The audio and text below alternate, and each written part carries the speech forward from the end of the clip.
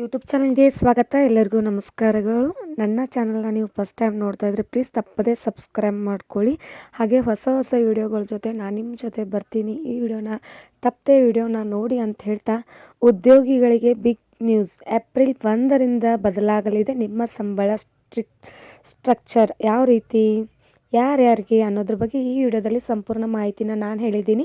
ಈ ವಿಡಿಯೋ ಇಷ್ಟವಾದಲ್ಲಿ please like, share, comment ಮಾಡಿ, ಆದಷ್ಟು ಸಬ್ಸ್ಕ್ರೈಬ್ ಮಾಡಿ ಅಂತ ಹೇಳ್ತಾ, ಹೊಸ ಹಣಕಾಸು ವರ್ಷ ಅಂದರೆ ಏಪ್ರಿಲ್ 2020ರಿಂದ ದೇಶದ ವೇತನಭೋಗಿ ಉದ್ಯೋಗಿಗಳ ಪ್ಲೇ ಸ್ಲಿಪ್ನಲ್ಲಿ ಪ್ರಮುಖ ಬದಲಾವಣೆ ಕಂಡುಬರಲಿದೆ. ಕೇಂದ್ರ ಸರ್ಕಾರವು ಹೊಸ ಆದಾಯ ತೆರಿಗೆ ಕಾಯ್ದೆ 2025 ಮತ್ತು ಹೊಸ ಕಾರ್ಮಿಕರ ಸಂಹಿತೆಯನ್ನು ಜಾರಿಗೆ ತರುತ್ತಿರುವುದಕ್ಕೆ ಈ ಒಂದು ಯೋಜನೆನ ಎಲ್ಲರಿಗೂ ಹೊಸ ಹಣಕಾಸು ವರ್ಷ ಅಂದರೆ ಏಪ್ರಿಲ್ ಅನ್ನೋದು ಗೊತ್ತಿದೆ.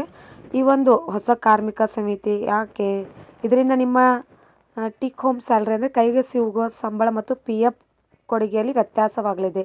ಯಾವ ರೀತಿ ಹೊಸ ಕಾರ್ಮಿಕರ ಸಮಿತಿ ಅಂದರೆ ಯಾವ ರೀತಿ, ಉದ್ಯೋಗಿಗಳ ಮೂಲ ವೇತನ ಅಂದರೆ ಬೇಸಿಕ್ ಸ್ಯಾಲ್ರಿ ಒಟ್ಟು CTC ಕನಿಷ್ಠ 50% ಇರಲೇಬೇಕು.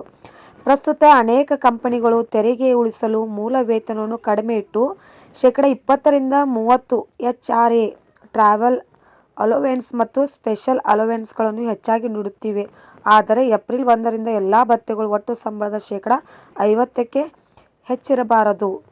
ಇನ್ನು PF ಮತ್ತು ನಿವೃತ್ತಿ ನಿಧಿ ಹೆಚ್ಚಳ ಯಾವ ರೀತಿ ಅಂತಂದ್ರೆ, ನಿಮ್ಮ ಭವಿಷ್ಯ ನಿಧಿ PF ಮತ್ತು ಗ್ರ್ಯಾಚ್ಯುಟಿ ಲೆಕ್ಕಾಚಾರ ಮೂಲ ವೇತನದ ಆಧಾರದ ಮೇಲೆ ನಡೆಯುತ್ತಿದೆ.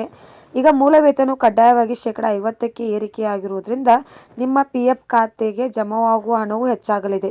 ಇದು ನಿಮ್ಮ ನಿವೃತ್ತಿ ಜೀವನಕ್ಕೆ ಒಳ್ಳೆಯದು, ಆದರೆ ಪ್ರತಿ ತಿಂಗಳು ನಿಮ್ಮ ಕೈಗೆ ಸಿಗುವ ಸಂಬಳದಲ್ಲಿ ಸ್ವಲ್ಪ ಇಳಿಕೆ ಆಗಬಹುದು. ಯಾವ ರೀತಿ, ಉದಾಹರಣೆಗೆ ಅಂದರೆ ಒಟ್ಟು ಸಂಬಳ 50,000 ಇದ್ರೆ ಕಂಪನಿಯ ಮೂಲ ವೇತನ 10,000 20% ಇಟ್ಟು ಬಾಕಿ 40,000ಗಳನ್ನು ಭತ್ಯೆಗಳಲ್ಲಿ ನೀಡುತ್ತಿದ್ದರೆ, PF ಕಡಿತವು 10,000 ಮೂಲ 10,000 ರೂಪಾಯಿ ಮೇಲೆ ಮಾತ್ರ ಇರುತ್ತದೆ.